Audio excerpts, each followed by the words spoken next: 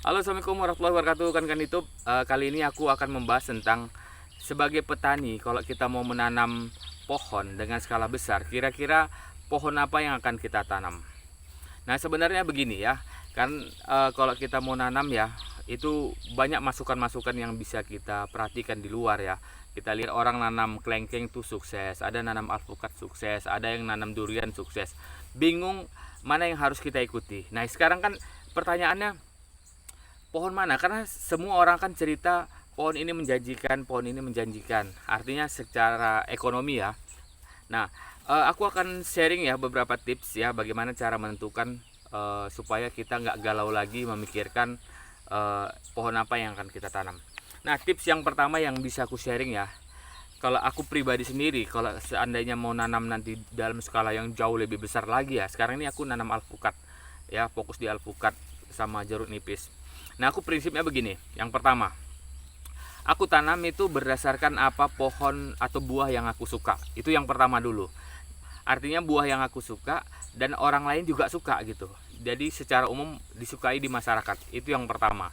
Misalnya aku suka makan alpukat ya. Jadi ya udah aku tanam aja alpukat. Nah, itu yang pertama.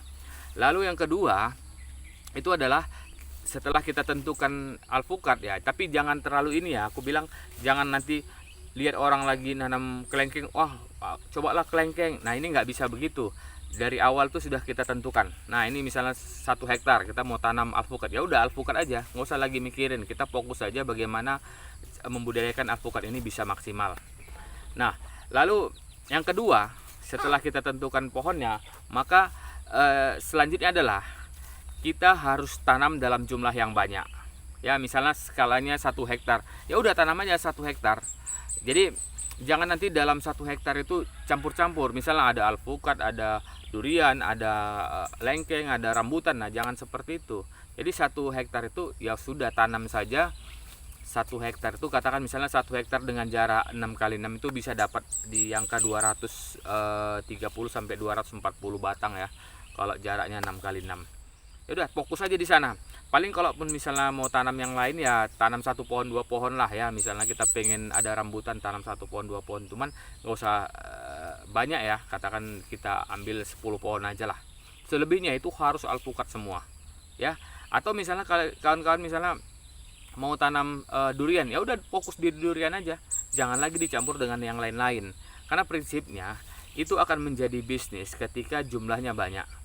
Kalau jumlahnya sedikit, ada 5 pohon, kemudian duriannya ada 5 pohon, ada rambutan 5 pohon, ini nggak akan jadi bisnis ya. Ini paling nanti jadinya itu kita bagi-bagi dengan keluarga.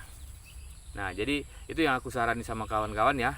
Jadi kesimpulan yang pertama, tentukan buahnya itu berdasarkan yang kita suka dan masyarakat secara umum ya. Jadi jangan hanya kita suka, nanti secara umum masyarakat nggak suka, ini sulit juga untuk dibisniskan.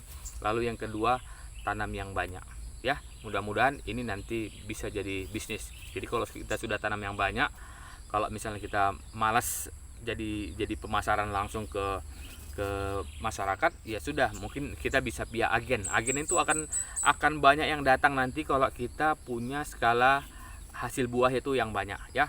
Bakal rame, nggak usah takut ya, bakal banyak agen yang datang.